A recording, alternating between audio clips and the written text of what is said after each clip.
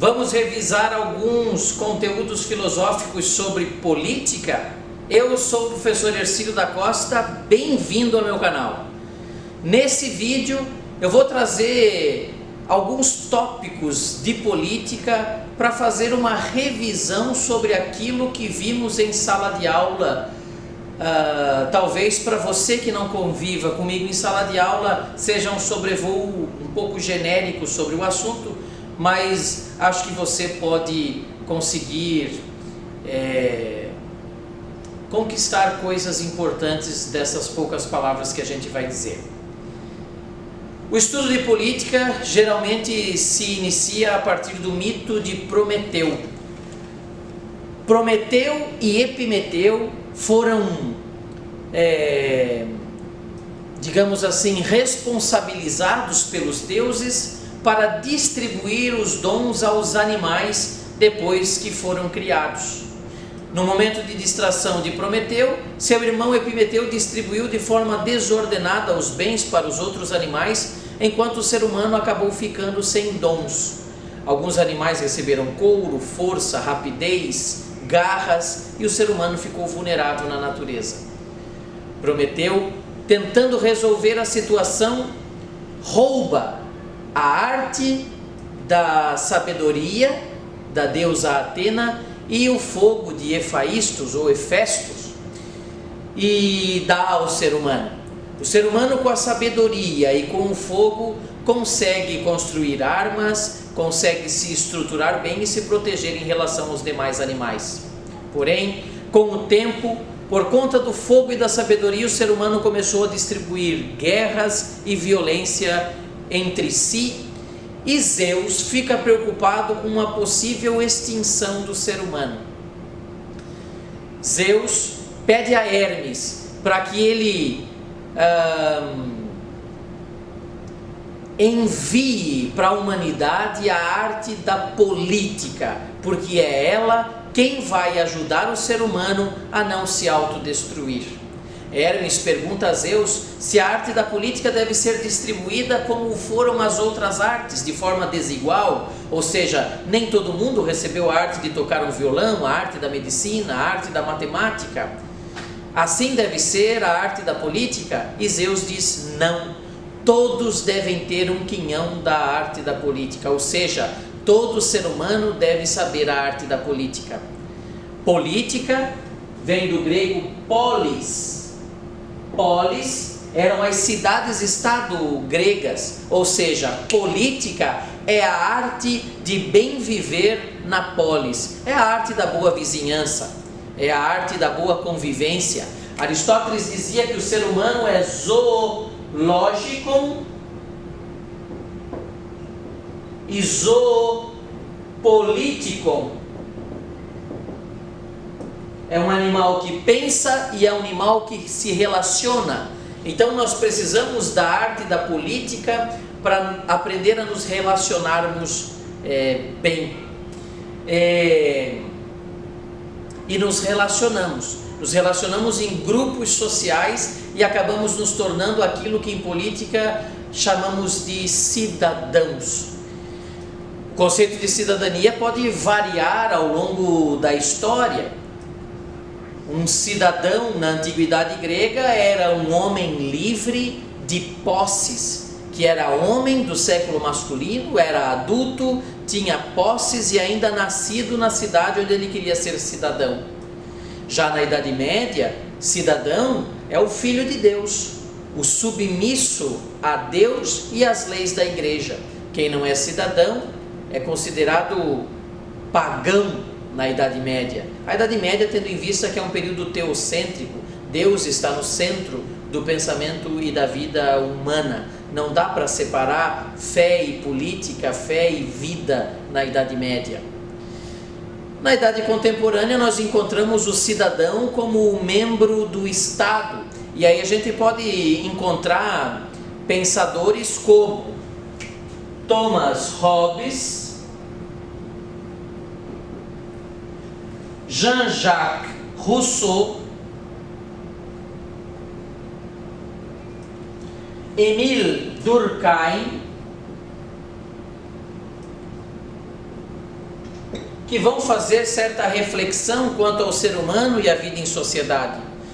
Thomas Hobbes, Homo homini lupus, o homem é o lobo do homem, o homem é mau por natureza. Daí a necessidade de um governo autoritário, um governo forte, que prive o ser humano de suas liberdades, porque se deixar o ser humano livre, ele faz besteira, porque o ser humano é naturalmente mau. Daí que lá no livro Leviatã, ele vai propor um tipo de governo que seria autoritário e controlador, para não deixar o ser humano livre, porque senão o ser humano acaba fazendo besteira. Já Jean-Jacques Rousseau acreditava na natureza humana como sendo boa. Nós somos naturalmente bons. O ser humano é bom, nascemos bons. O que nos estraga é a convivência social. A sociedade nos estraga, a sociedade nos corrompe, digamos assim. A sociedade nos torna egoístas. Hobbes já acredita no ser humano egoísta por natureza. Rousseau, o ser humano é egoísta por causa da convivência social. Emile Durkheim vai trazer à tona o conceito de solidariedade social, que é entender a sociedade como um grande relógio e todos nós somos engrenagens dessa máquina. Cada um de nós, como engrenagem, precisa fazer a sua parte para que o relógio da sociedade funcione bem.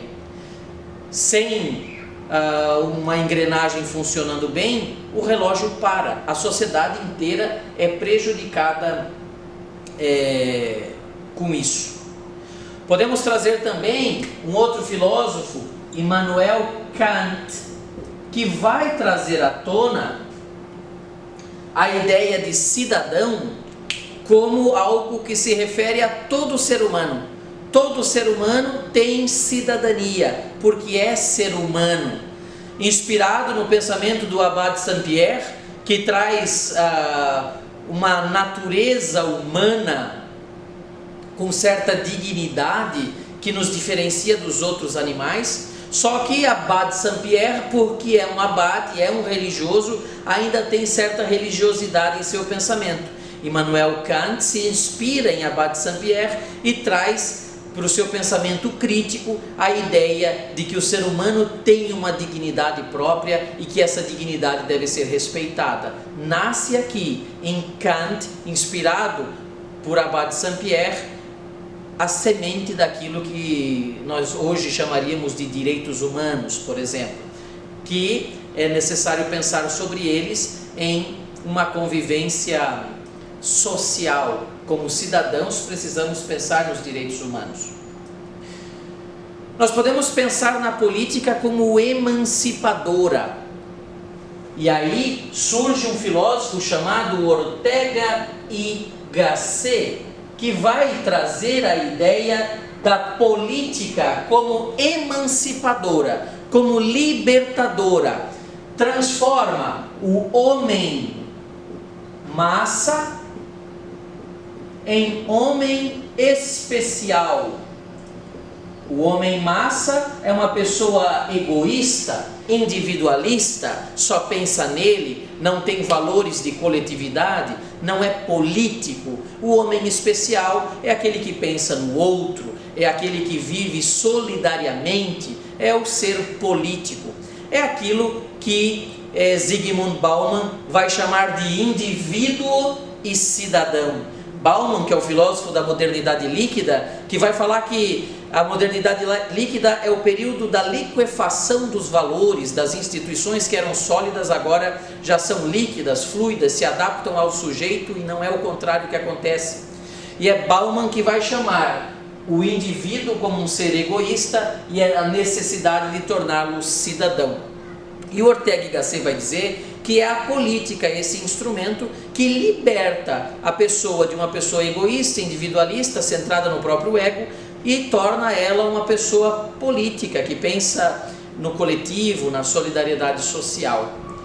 Daí que Ortega y Gasset lembra do papel da educação como uma ferramenta política que vai transformar o indivíduo em cidadão, o homem massa em homem especial. Daí o papel da educação, dos professores, nesse processo de libertação, de emancipação. O próprio Paulo Freire, patrono da educação brasileira, cita a educação como emancipadora, por exemplo. Emile Durkheim, citado ainda há pouco, vai chamar a sala de aula de pequena sociedade. Vai dizer que a pequena sociedade da sala de aula nos ensina a conviver na grande sociedade. E ela também é o reflexo da grande sociedade. Por isso que ela é um pequeno laboratório de como viver na polis. Ela é um pequeno laboratório político. Ao mesmo tempo, um pensador chamado Pierre Bourdieu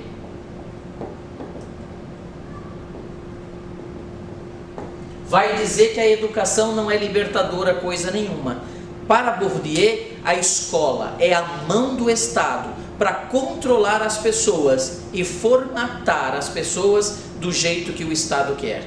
A escola não liberta, não emancipa. Ela controla as pessoas através da educação, formatando pessoas do jeito que o Estado quer. Diferente do pensamento de Ortega y Gasset e os outros pensadores citados ainda há pouco, que levam a escola como um instrumento de libertação, de emancipação.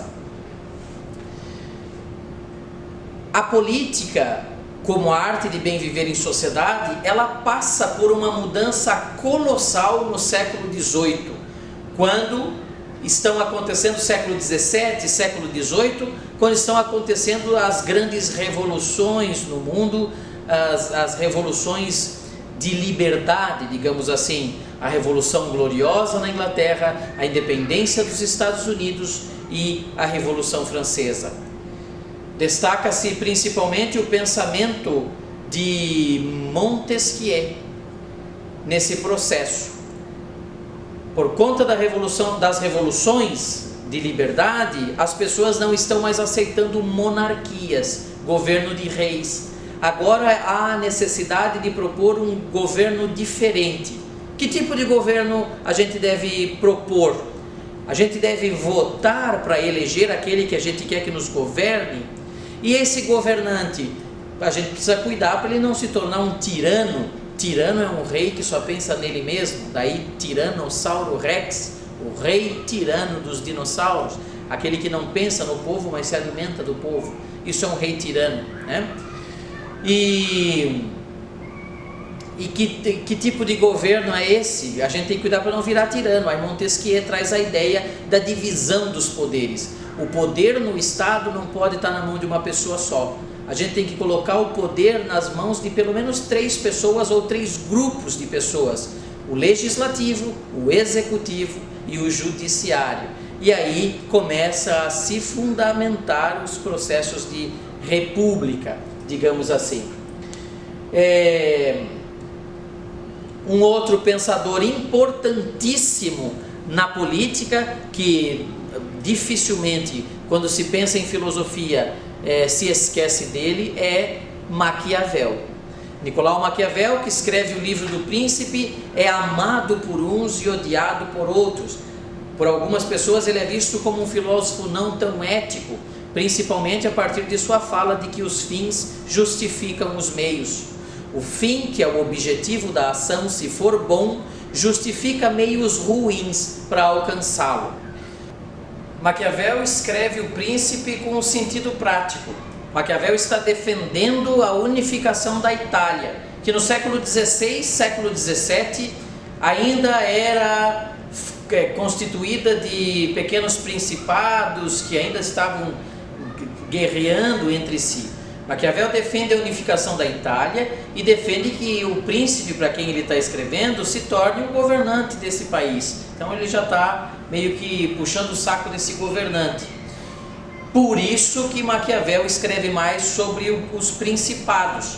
Claro que o pensamento de Maquiavel pode ser colocado em prática em outros regimes de governo, mas o seu foco aqui são os principados, que é para quem ele está escrevendo.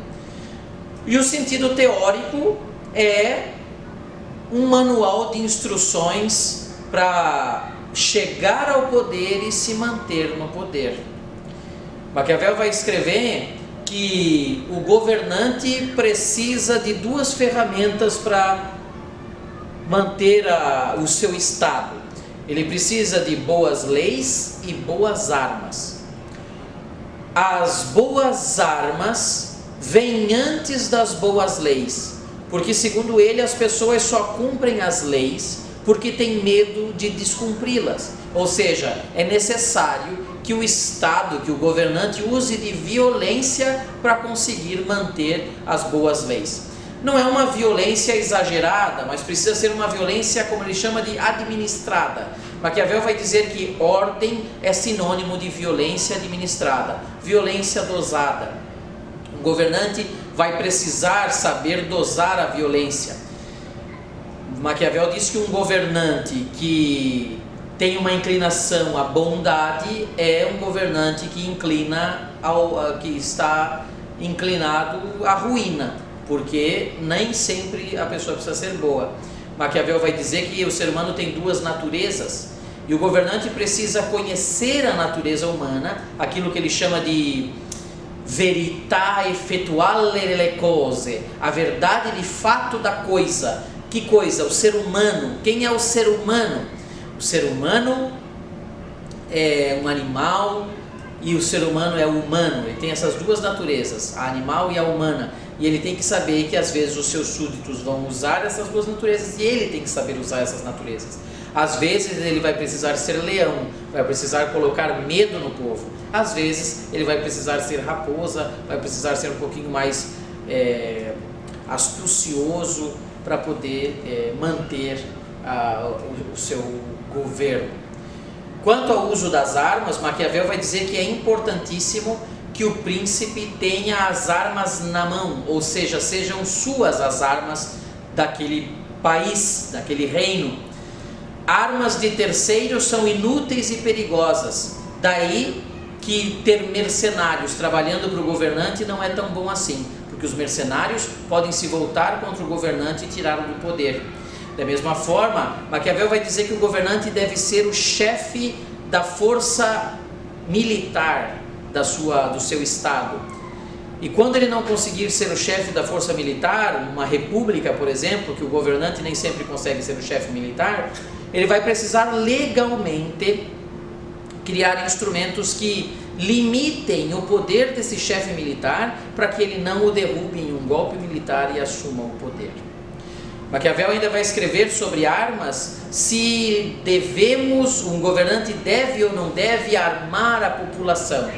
Maquiavel faz uma reflexão interessante. Ele diz que se o governante acredita que o povo está do seu lado, o governante deve armar a população, para que o povo o ajude a defender o seu país, o seu estado. Agora, se o governante percebe que o povo não está do seu lado e que há possibilidade de o povo se revoltar contra o governante, é melhor não armar a população. Então é importante a gente entender isso. O príncipe é o chefe militar e o príncipe é aquele que tem as boas leis e as boas armas do seu lado. Maquiavel vai fazer uma reflexão sobre ética e política, tratando ética e política como dicotômicas. Não dá para misturar ética e política, tendo em vista que ética tem mais a ver com questões individuais ou de valores genéricos, como é o caso, segundo ele, da ética cristã, que traz valores genéricos que um governante não consegue lidar. Por exemplo, não matarás. É uma ética genérica e o governante sabe que vez ou outra, para manter a ordem do Estado, ele vai precisar matar. Então Maquiavel vai dizer, cuidado com essa mistura entre ética e política, porque pode dar problema. Daí que ele trata a moral em 3 pontos principais. Primeiro, recusa de éticas individuais, como eu falei. Segundo, instrumentalização da moral corrente. Maquiavel vai dizer que às vezes o governante vai precisar fazer coisas que não são éticas aos olhos do povo, mas Maquiavel diz que o governante não precisa ser ético, ele precisa manter as aparências, ele precisa parecer ser ético. Então é a instrumentalização da moral corrente. E depois a reintegração dos fins morais na ação política. De vez em quando o governante vai precisar fazer uma coisa ética que mostra para o povo, para que o povo goste dele e o mantenha no poder. De vez em quando o governante precisa agradar os seus súditos, né? ainda que ele defenda essa ideia dos fins justificam os meios, que não é tão ético aos olhos de alguns, por exemplo, vai dizer que é necessário manter as aparências, certo? E tem dois pressupostos importantíssimos que amarram o pensamento de Maquiavel em relação à política. Primeiro, que a natureza do ser humano é má, egoísta, como pensava Hobbes e como pensava o mito de Prometeu, por exemplo, que sem política o ser humano se autodestrói. E ao mesmo tempo, Maquiavel diz que é impossível manter distante da arte de governar os seus interesses próprios. Por isso que o político vai precisar aprender a lidar com isso, para que não se perca nessa linha, porque os interesses próprios sempre estarão em jogo nas questões administrativas de um Estado. Maquiavel vai trazer a diferença entre, ou melhor, vai trazer a ideia de que existem dois regimes políticos principais, a República e o Principado. Escreve mais sobre o Principado do que sobre a República, até porque ele está querendo escrever para o príncipe que será o governo da Itália unificada. Ele vai dizer que existem principados novos e principados hereditários. Hereditários aqueles que são herdados, novos aqueles que são conquistados. E vai dizer que a conquista de principados novos depende de 4 coisas: fortuna, virtude, violência e consentimento do povo. Fortuna não tem nada a ver com dinheiro. Fortuna é sorte, é o destino, é o acaso, é a vida. Os acontecimentos naturais da vida são a fortuna. Virtude é a ação do governante sobre a fortuna. São as práticas de conduta do governante que fazem angariar glória para ele, segurança para o Estado, e isso muda a ordem cósmica da fortuna, do destino. A violência tem que ser uma violência dosada, como eu falei para vocês. A liberdade tem que ser uma liberdade dosada, para que um governante não seja sempre bonzinho. Ele precisa saber lidar com essa dose da liberdade, da violência, da bondade. E o consentimento dos cidadãos é importante. Daí que as aparências são importantes para que os cidadãos consigam querer o governante lá, apesar dele não ser bonzinho o tempo inteiro. Inclusive, quando se trata de liberdade, nós conseguimos encontrar aqui uma diferença entre o pensamento de John Locke quanto à liberdade de Hobbes e de Maquiavel. John Locke defendendo a liberdade como algo natural ao ser humano e que deve ser respeitado em todas as suas dimensões. Hobbes trazendo a ideia de que o ser humano é mau por natureza e se ele for livre, dá problema. Então é melhor não ter liberdade nenhuma. Daí a necessidade de um governo leviatã, um governo forte e autoritário que não deixa a pessoa livre. E Maquiavel apresentando a ideia de uma liberdade dosada. O governante deve dar a liberdade enquanto o povo sabe lidar com ela. Se o povo não sabe, tira-se um pouco de liberdade e assim vai. Foi um vídeo um pouco longo, cheio de conceitos, mas você tem a possibilidade de assistir de novo, de pausar, fazer as suas anotações. E espero que você tenha gostado. Se você gostou desse vídeo, deixe o seu like. Se não entendeu alguma coisa, deixa aqui no comentário que eu te explico. E se não é inscrito no canal, te inscreve e faça parte dessa família de filósofos que a cada dia cresce mais. Um abraço, até a próxima, valeu!